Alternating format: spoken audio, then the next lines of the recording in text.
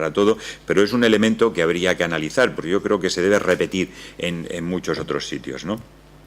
Entonces, con esa sociedad creada, la primera operación que acometen es la que se llama del Arrabal de San Diego. Como les he dicho antes, el plan Urban se había concentrado en el Arrabal de San Diego.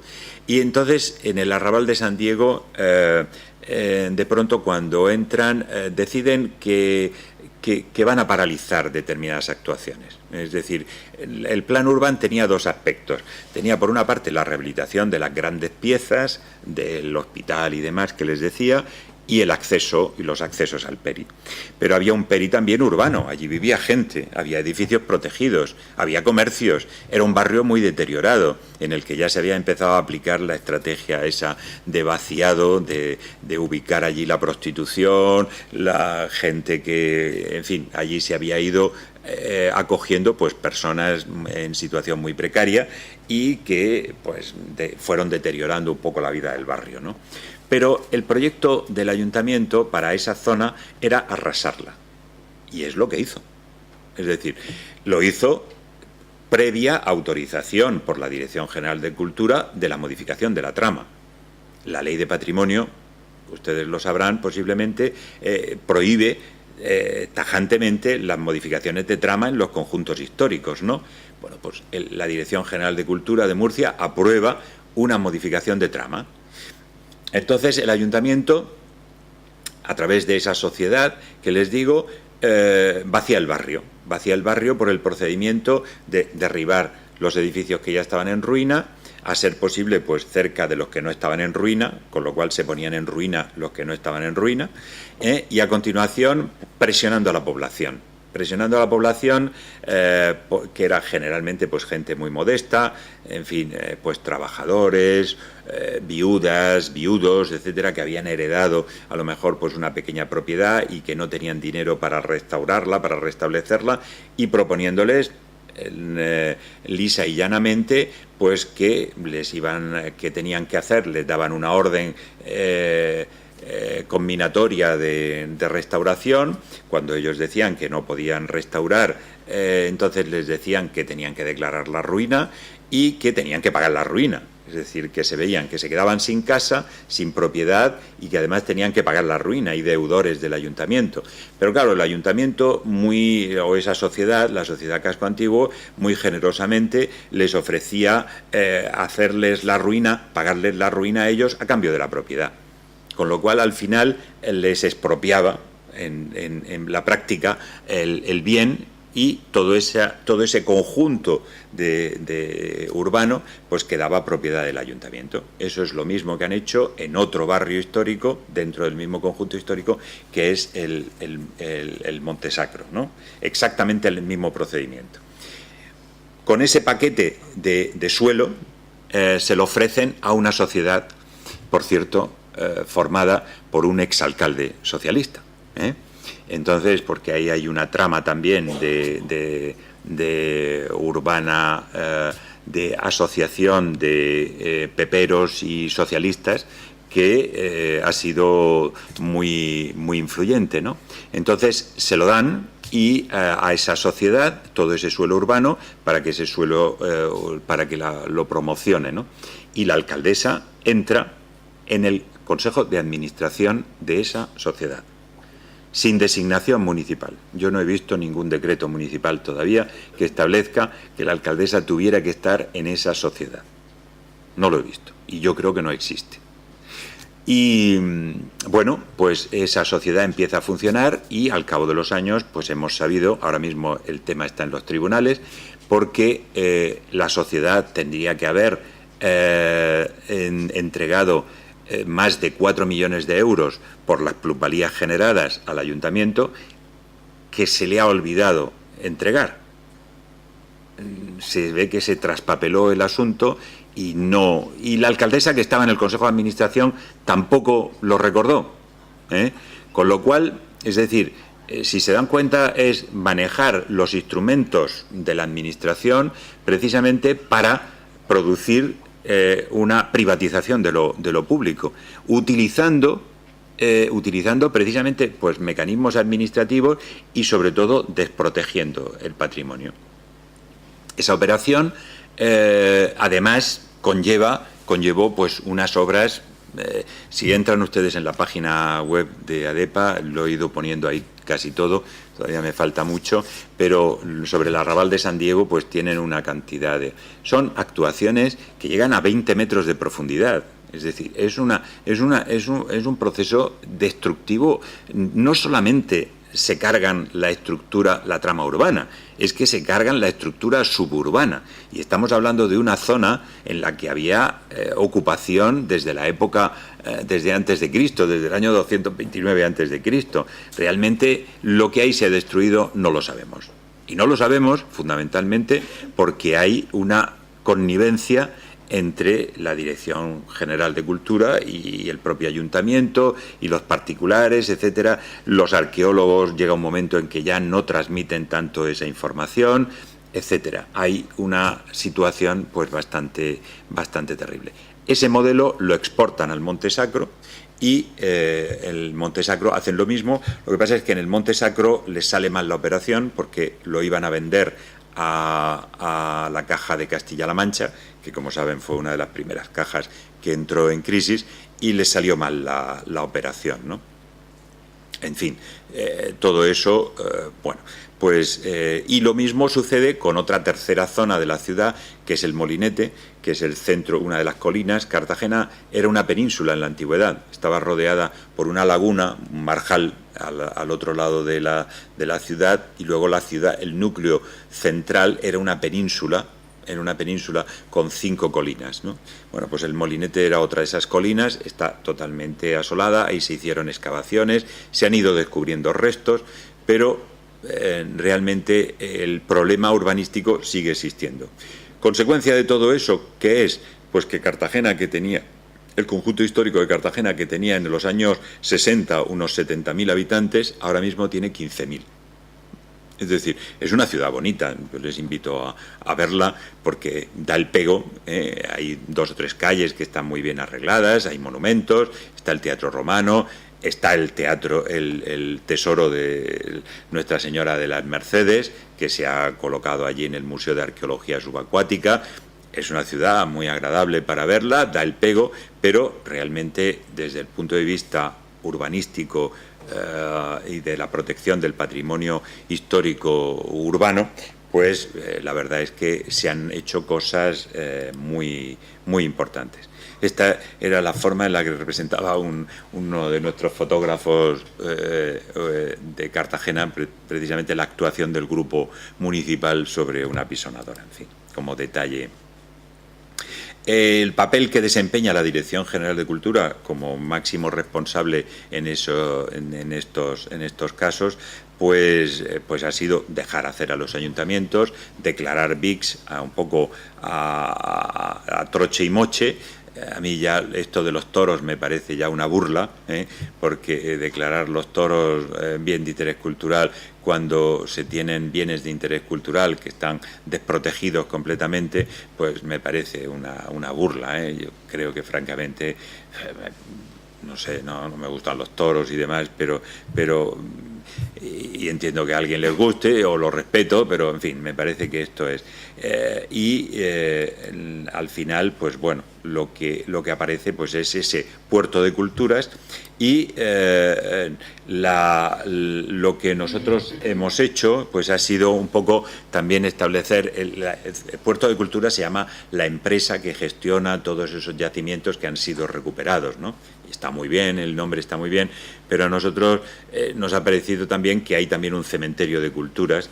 Bueno, he hablado sobre todo del patrimonio urbano común, que bueno, en algunos casos podemos después repasar con más detenimiento. Hay realmente, a pesar de lo mucho que le gusta a la Administración regional declarar BICs, sin embargo el Arsenal no lo ha declarado. Y el Arsenal es un elemento básico, ¿no? Es un elemento básico. Es el configurador de la ciudad. Realmente es ya como decía al principio, es uno de los elementos más valiosos, ¿no? Pero ahí se produce una pugna entre la Dirección General, entre el Ministerio de Cultura, que no ejerce sus funciones, y el Ministerio de Defensa. El Ministerio de Defensa se niega a declarar BIC el Arsenal porque considera que eso le entorpece sus funciones y demás, ¿no? Cuando en realidad lo que sucede es que hay una cierta arbitrariedad en eso, pues porque en la administración militar pues hay veces que llega un nuevo almirante, etcétera, pues y decide hacer operaciones con las que no cuenta con nadie y demás, ¿no? Y entonces ahí hay una verdadera asignatura pendiente que es fundamental, ¿no? En el caso del Arsenal hemos tenido varias actuaciones en ADEPA. Una es una causa penal por la destrucción de los diques de Feringán. Los diques de Feringán fueron precisamente la razón de ser del Arsenal. Eran unos diques que cambiaron el sistema de construcción de buques y de reparación de buques, ¿no? Porque planteaban reparar los buques de pie, y entonces lo que pasa es que en el caso del Mediterráneo eran un poco una utopía, porque en el Mediterráneo no hay mareas, y entonces en Cádiz o en Ferrol las mareas permiten inundar el dique, o sea, meter el barco, y luego cuando la marea se retira el barco se queda en seco, ¿no? Pero en Cartagena no era así. En Cartagena entonces el Arsenal fue obra de dos ingenieros militares muy importantes que se llamaban Jorge Juan y Sebastián Feringán. El papel de los ingenieros militares en Cartagena fue fundamental, ¿no? Y entonces, como no había mareas, entonces Feringán estableció, y Jorge Juan aplicaron la máquina de vapor para desaguar los diques, ¿no? Y entonces era un dique, un gran vaso de piedra, tenía unas puertas, se cerraba, y entonces los esclavos que vivían en el Arsenal, en el penal, eran los que primero se encargaban de desaguar a cubos el dique, ¿no? Y después, cuando se aplicó la máquina de vapor, pues se desaguaba con ayuda de... Pero claro, el sistema era tan trabajoso que al final se desmontó la máquina de vapor, se quitaron las puertas, etcétera, etcétera. Entonces, en el año 2002, la Marina, esos diques eran utilizados por los submarinos de la base de submarinos. En el año 2002, la Marina inicia un proyecto en el cual, pues, realmente se cargaba la fosa del dique que quedaba, ¿no? Y entonces, bueno, conscientemente, ¿no? Conscientemente se lo cargaba. Entonces ese asunto llegó, interpusimos, después de múltiples avisos de la Dirección General al Consejo, al Ministerio, porque hay todavía bienes patrimoniales que son competencia del Ministerio de Cultura. Todos aquellos que no han sido cedidos a las comunidades autónomas. Entonces, las instalaciones militares, o por ejemplo los edificios de Hacienda, o de algunos ministerios, o de algunas delegaciones del gobierno, etcétera, esas no han sido declarados. Y entonces, esos siguen siendo competencia de la Ley 1685 y tema principal del Ministerio. El Ministerio no es que se tome mucho interés en eso, porque el Ministerio tiene una actitud también un poco equívoca que ahora después comentaré, ¿no? A propósito de algún tema, ¿no? Pero bueno, el caso es que en aquel episodio el Ministerio nos mandó a los arqueólogos subacuáticos del Centro de Investigaciones Subacuáticas, que está en Cartagena precisamente, se sumergieron, paralizó la obra, se sumergieron y testimoniaron que se estaba destruyendo el dique del 18. Y entonces, bueno, a pesar de todo, la obra siguió, se destruyó totalmente, pero el tema llegó a los tribunales y en el 2004 el juez dictaminó que había que abrir juicio oral, que había que abrir un juicio. Desde el 2004 todavía no se ha abierto el juicio, todavía no ha empezado el juicio, no ha habido tiempo. Entonces, bueno, pues ese fue uno de los casos, de los pocos casos en los que el tema ha llegado a mayores, ¿no?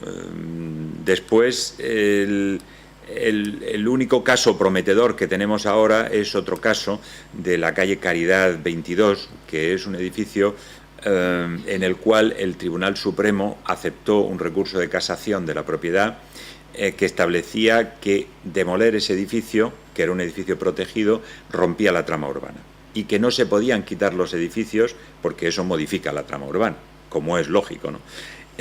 Y como es evidente. Bueno, el Tribunal Supremo estimó el recurso de casación, lo devolvió al TSJ de Murcia y el TSJ de Murcia ha vuelto a hacer la misma sentencia. Es decir, convalidando la decisión del ayuntamiento de demoler. Pues ese es otro de los episodios que hemos tenido y que han sido importantes. Luego, recursos contenciosos hemos tenido varios, generalmente infructuosos, porque esa es otra de las problemáticas que deberíamos analizar. Desde mi punto de vista, la Administración de Justicia respalda excesivamente las decisiones administrativas, ¿no? Es decir, más parece una última instancia de la Administración que un organismo independiente. Y entonces, pues, por ejemplo, hubo un contencioso que interpusimos porque no entendíamos que el Arsenal no se incoara Vic. No era lógico que no se incoara Vic, un bien cuyos valores patrimoniales están clarísimos, ¿no? Y el juez decidió que eso era potestad de la Administración y que si la Administración no quería declararlo Vic, pues podía no declararlo. Y ya está, ahí se termina el tema. En otros casos hemos conseguido paralizar obras, pero generalmente la ley contenciosa administrativa pues no nos ha apoyado mucho, ¿no? Esta es la estructura un poco de la ciudad. Si se dan cuenta, el puerto estaría aquí y todo esto sería el Arsenal, y esta es la zona del Arrabal de San Diego, y que fue modificada. Fíjense lo que representa el conjunto histórico es aproximadamente todo esto. Desde aquí, porque esto es límite del conjunto histórico, el Arsenal no entra en el conjunto histórico, a pesar de que la muralla de Carlos III va por aquí, la muralla de Carlos III va por aquí, por aquí, por aquí, y luego aquí se destruyó a finales del 19 y luego sigue por la parte de atrás del Arsenal. Por toda esta parte también hay muralla de Carlos III, es decir, que casi abraza la muralla, casi abraza la ciudad, ¿no? Y luego, pues las zonas afectadas, fíjense, las actuaciones esas urbanísticas de las que les hablaba, tienen lugar aquí en pleno centro histórico, aquí en el Monte Sacro. Esta es la zona que no consiguieron vender a la Caja de Castilla-La Mancha. Esto es el Molinete, que es aquí está el Foro Romano, aquí está, y esto era el Decumano, pasaba por aquí, y esto era el Cardo, O sea que está perfectamente ubicados en la ciudad, ¿no? Las zonas que hay en amarillo son las únicas que dejaron en protección después del plan especial. Es decir, que lamento no poderles enseñar el plano original, porque en el plano original todo esto era amarillo, prácticamente todo este entorno era amarillo, y sin embargo lo fueron reduciendo y al final se quedó reducido a estas zonas. El Teatro Romano, este es el Palacio Consistorial, este que estoy señalando, y el Teatro Romano está aquí mismo, está muy cerca del puerto. El anfiteatro está aquí, esto que estoy señalando. Y esto que señalo aquí es el Hospital de Marina. Fíjense qué pieza, de qué proporciones, es un edificio precioso, ¿no? Esto es el cuartel de Antigones, en fin. Esta es un poco el plano de la ciudad. Les he mencionado lo del Arrabal de San Diego, lo del Arsenal Militar. Esto del Monte Sacro es una cosa realmente espectacular. Es un edificio, es el último conflicto que hemos tenido. Es la autorización de un edificio sobre la muralla de Carlos II.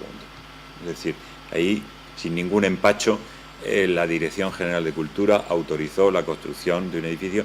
Toda esta zona está derruida. Toda, completamente, ¿no? Pero sin embargo, y aquí hay una colina que describe Polibio en su descripción de Cartagena, y sin embargo, empotrado en la colina, es decir, empotrado quiere decir que han estado 1 año y medio excavando una cantera para meter el edificio.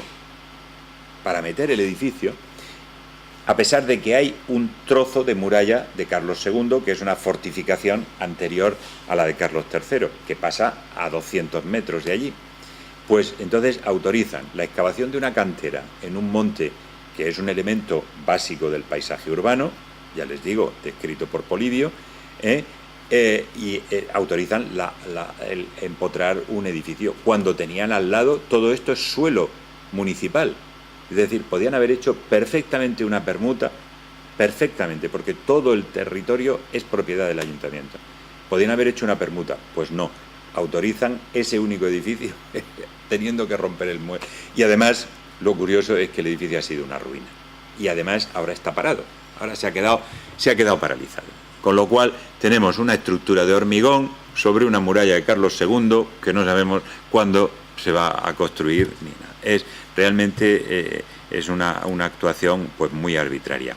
Y me habría gustado mucho enseñarles el edificio Cónsul. El edificio Cónsul es un edificio que demuestra un poco los criterios del ayuntamiento. Es un edificio, se llama así porque ahí estaba el consulado alemán durante la guerra, ¿no?, civil. Y entonces, pues es un edificio al lado del hospital militar y demás, que es un edificio que en el plan especial ese que hizo el ayuntamiento en 2007 tenía su ficha donde decía que era un edificio con grado 3, en el que no se podía construir ni un ático. Era un edificio de un piso, de una planta, un bajo y una planta, que era justo la esquina de la muralla del mar, ¿no?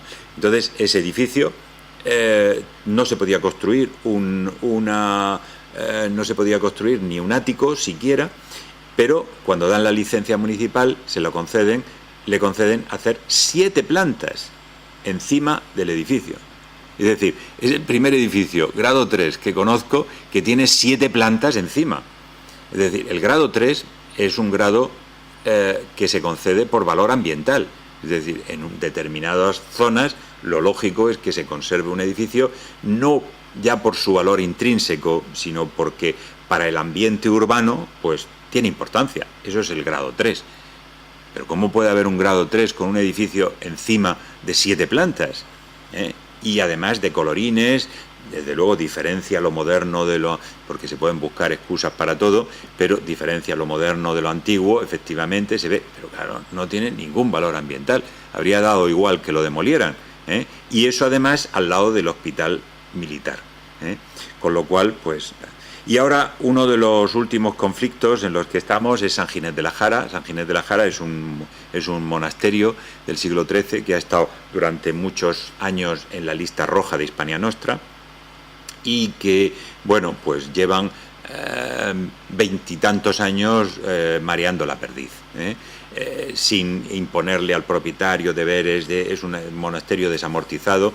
No sé si se habrán dado cuenta que no he hablado de monumentos religiosos, porque en Cartagena hay muy pocos. Conventos ninguno. El último lo demolió el propio ayuntamiento por vía de urgencia para construir un hotel. Y todavía no se ha construido. No hay monasterios, porque los monasterios huyeron a Murcia, que estaba más lejos de la costa, huyendo de las invasiones de los piratas berberiscos y demás, que entraban con mucha frecuencia, ¿no? Hay muy pocos monasterios y muy pocos conventos, no hay ningún convento, mejor dicho. Hay una catedral vieja de dudoso valor. En fin, hay algunas iglesias, pero monumentos religiosos no hay. Y San Ginés de la Jara es un convento que está al lado de la autovía de La Manga a Cartagena. Se ve muy fácilmente, es un sitio, un paraje precioso, y pero está completamente abandonado. Entonces, este edificio pues ha sido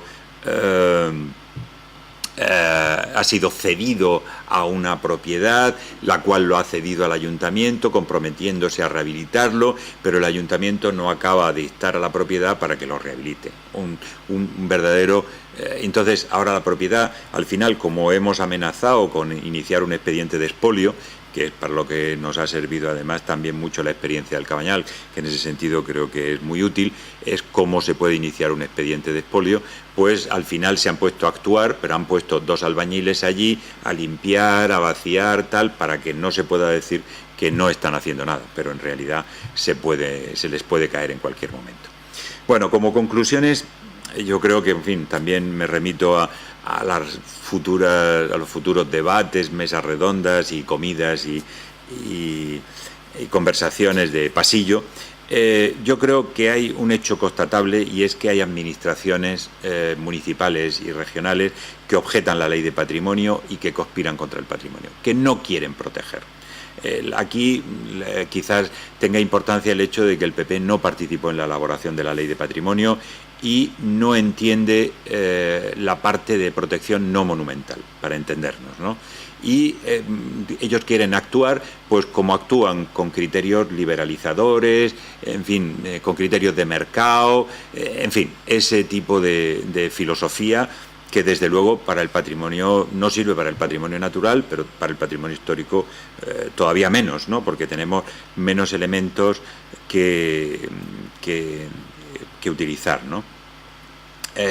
Tampoco creen demasiado en los bienes de interés cultural, porque de hecho en la mayoría de los casos los abandonan. Por lo tanto, todo esto genera una movilización de la opinión pública y la necesidad de que la opinión pública pues participe. En ese sentido, creo que las asociaciones realizamos una labor y que esa labor hay que fortalecerla, y eso es lo que a mí me gustaría que concretáramos en estos días, precisamente de qué forma podemos fortalecer esa actuación, porque bueno, exceptuando la actuación ejemplar realmente en lo social del Cabañal, que realmente habéis conseguido compaginar protección patrimonial con movilización social y demás de una forma que yo considero ejemplar, pues la verdad es que estas cosas son difíciles de desarrollar.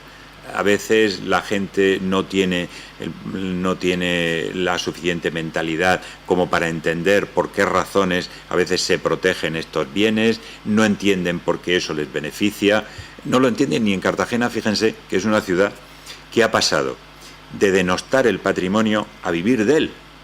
Es decir, en Cartagena no queda casi industria naval, porque con las reconversiones ha desaparecido. No quedan militares, porque con las reconversiones del Ministerio de Defensa se han ido. Queda un poco de estructura industrial, porque tenemos una refinería, pero queda el turismo. Es decir, Cartagena ciudad vive del turismo. Por eso les invitaba a ir, porque tampoco podemos consentir que se caiga, ¿no? Pero realmente, es decir, lo paradójico es que lo que ha sido tan denostado realmente es como Toledo o como Vitoria. Es decir, si Toledo o Vitoria hubieran hecho esos destrozos que se han hecho en Cartagena, pues realmente no serían lo que son hoy y no tendrían la fuerza y el peso que tenían. Y ese es nuestro análisis. Es decir, muchas veces se nos ataca porque dicen que somos muy críticos y tal, pero es que no se trata de eso, es que efectivamente hay cosas que se están haciendo muy mal, ¿no? Y entonces, bueno, pues ahí hace falta, pues yo creo, una serie de cosas. Es decir, yo creo que hace falta intensificar el trabajo en red, porque entiendo que las grandes asociaciones tampoco nos defienden. Precisamente en estos días, el otro día me llegó, después de llegarme la invitación a venir a esta jornada, me llegó la de Hispania Nostra, ¿no? Que casualmente se está reuniendo este mismo fin de semana en Pamplona, ¿no? Pero las grandes asociaciones, pues no sé si es porque tienen una vinculación demasiado oficial o lo que pasa, pero realmente no son muy belicosas con las administraciones, y con las administraciones hay veces que hay que plantarse. No hay otra forma, porque ellos actúan con un criterio de bien común muy banal, muy pedestre. Es decir, es que como la ciudad se tiene que desarrollar, pues hay que destruir esto. Y qué casualidad que siempre lo que hay que destruir es el patrimonio protegido común.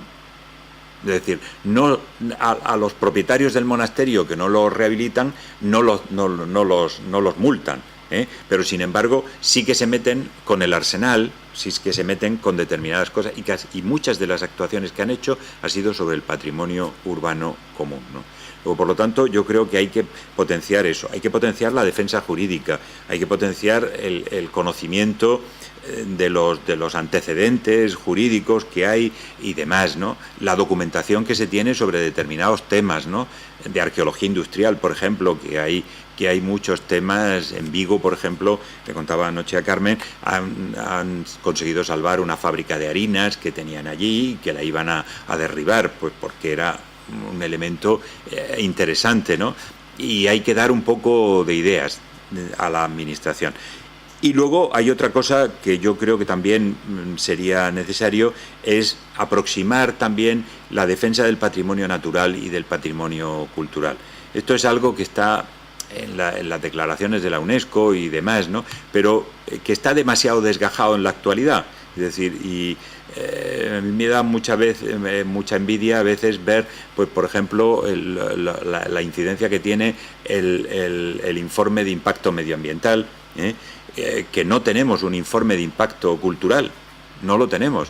Y no aprovechamos, yo creo que en alguna medida, a lo mejor me equivoco, se podría aprovechar el informe de impacto medioambiental precisamente en beneficio también del patrimonio cultural, porque deben ser dos cosas que van unidas, ¿no? Y no sé, hay que explorar la legislación europea y ver de qué forma podemos protegerlo, pero en fin. Y luego yo creo que hay que hacer, ya para terminar, hay que hacer lobby frente al Ministerio de Cultura, que a veces adopta actitudes incomprensibles, ¿no? El Ministerio de Cultura está muy cómodo, en cierta forma, con esas cesiones a las comunidades autónomas, porque, bueno, ahí os las arregléis vosotros con los conflictos que tengáis, lo que queráis hacer y lo que la gente lo conteste. Pero hay actitudes que son impresentables. Y os menciono la prueba está en lo que se resistieron al informe técnico del Cabañal, pero es que nosotros hemos tenido un caso, el caso ese del edificio del Monte Sacro, empotrado en la colina de Polibio y paralizado por la crisis económica, en el cual el fiscal, no nosotros, el fiscal que estaba interviniendo en el caso solicitó un informe al Instituto de Patrimonio Histórico del Ministerio de Cultura. Por 2 veces se negó a informar, o informó eludiendo el tema, ¿no? Eludiendo el tema. Y la última vez se atrevió a decir el Instituto de Patrimonio Cultural de España que no informaba por no provocar un conflicto de administraciones. Lisa y llanamente. Esto está redactado, está en nuestra página web, está redactado y escaneado el documento. Por no provocar un conflicto entre administraciones, es decir, por no enfrentarse a lo que estaba diciendo la Dirección General de Cultura de Murcia. ¿Cómo se puede defender el patrimonio con un instituto que es el máximo, desde el punto de vista técnico, es uno de los mayores, de los más importantes desde el punto de vista técnico, que no provoca un conflicto entre administraciones cuando se lo exige un fiscal, cuando se lo exige un juez y un fiscal? Es una cosa impresentable. Y entonces, pues en cierta forma esa situación hay que romperla. Eso unido al hecho de que tenemos 17 leyes de patrimonio histórico. Unas que establecen una cosa, otras establecen... La ley de Murcia establece que los bienes inmuebles se pueden mover. Lo establece. Que son susceptibles de ruina, como he dicho antes, pero que son móviles. Con lo cual, mañana la Catedral de Murcia, el Imafronte, nos lo podemos llevar 200 metros más allá, porque queremos hacer un parking por interés público, claro. Esto no se hace porque quiera un funcionario o un político, ¿no? Es por interés público, y claro, esa situación hay que romperla de alguna forma, y yo creo que en eso las asociaciones tenemos una labor que desarrollar y que la podemos hacer. Y nada más, seguiremos hablando. Gracias.